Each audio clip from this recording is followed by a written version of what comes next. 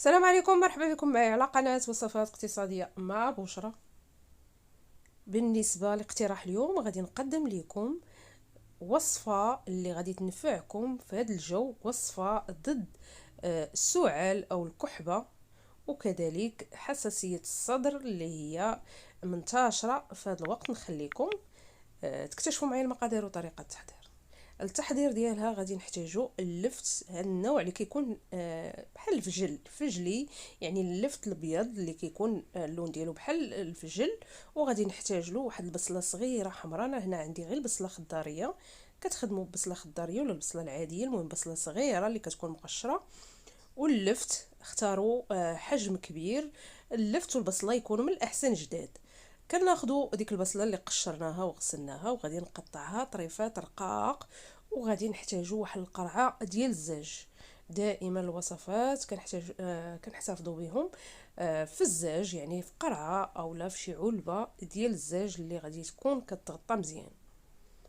كنقطع ديك البصله طريفات رقاق وغادي نديرهم في ديك القرعه ديال الزاج، وغادي ندوز مباشره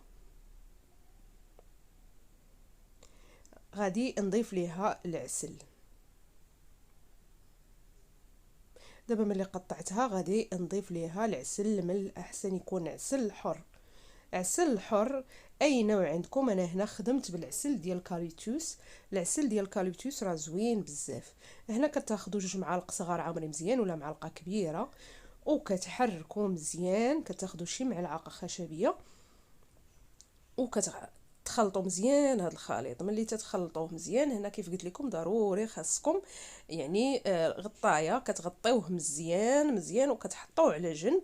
وغادي تدوزوا تاخذوا ديك الحبه ديال اللفت اللي كتكونوا غسلتوها مزيان وكتحيدوا ليها يعني داك الراس الفوقاني، غير دوك العروشه الخضرين، وكذلك شويه من التحت. وهنا غادي نقطعوا ليها داك الطريبيش من الفوق باش تبقى تغطى به، وغادي ندوزو من الداخل. كنحاولوا نحلوها من الداخل. دابا راه كتعرفوا هذا هو الوقت ديال اللفت، راه كيكون يعني موجود بثمن رخيص بزاف، والاهم انه يعني ساهل، يعني طري فيه الماء بزاف. حنا الهدف ديالنا غادي نحلوه باش غادي نعمروه بالسكر وغادي نخليوه باش غيطلق لينا واحد السيرو.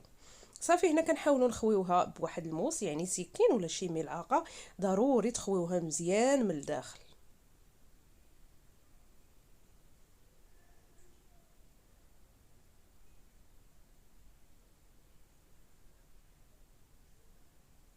صافي دابا خويتها من الداخل كي كتشوفوا معايا، صافي خويتها مزيان. هنا غادي نحتاجها هي وداك الغطاء ديالها، كنحطوها فوق شي زليفه صغيره، وغادي ندوزو ناخذو. هنايا عندي 2 معالق كبار ديال السكر حبيبات، غادي نخويو فيها ما نعمروهاش 100%، يعني كتبقى قل من فوق من النص، وكنغطيوها ونخليوها ليله كامله، هي وهذيك القرعه اللي فيها هذاك الخليط ديال البصله والعسل. كنحطهم في مكان دافي ونخليوهم حتى للصباح. انا درتهم في العشيه وفي الصباح غادي نكملوا الوصفه ديالنا.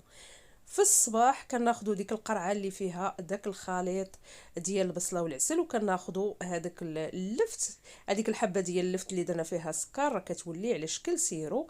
كندوزو كنخويوها مباشره كي كتشوفوا معايا، كنخويوها مباشره. داك اللفت كيطلق الماء ديالو وكيذوب معاه داك السكر وكيولي على شكل سيرو. غادي نحركوهم مزيان مزيان، وغادي ندوزو مباشره. غادي ناخذ هنايا كي كتشوفوا معايا هذا هو الخليط، كنخلطوه مزيان مزيان. وهنايا غادي ندوزو مباشره نصفيوه. كناخذوا داك الخليط اللي خوينا، يعني داك الخليط ديال اللي كان في اللفت، السكر مع الماء ديال اللفت والعسل مع البصله، وكنصفيوهم ضروري. كنحيدوا منهم دوك الطريفات ديال البصله، وعاود صفيتهم في قرعه اخرى ديال الزاج، ولا صفيوهم شي زليفه وردوهم للقرعه ديال الزاج. ضروري كتغطيوهم. وهذه هي الوصفه ديالنا كتكون واجده. بالنسبه للطريقه ديالها، كناخذوا معلقه كبيره قبل الفطور ومعلقه قبل النعاس. كنعطيوها للناس اللي فوق 3 سنين، يعني الدراري اللي كيكونوا تحت 3 سنين ممنوع عليهم، كيكونوا باقيين صغار بزاف. هنايا كنصايبوا الوصفه وكنحتفظوا فيها في الثلاجه. وبالنسبه للمده اللي كنحتفظوا بها 3 ايام. الا بقات فيكم يعني الكحبه ممكن تعاودوا تجدوها. كنتمنى تنال اعجابكم الوصفه. شكرا للمتابعه وبسلام عليكم.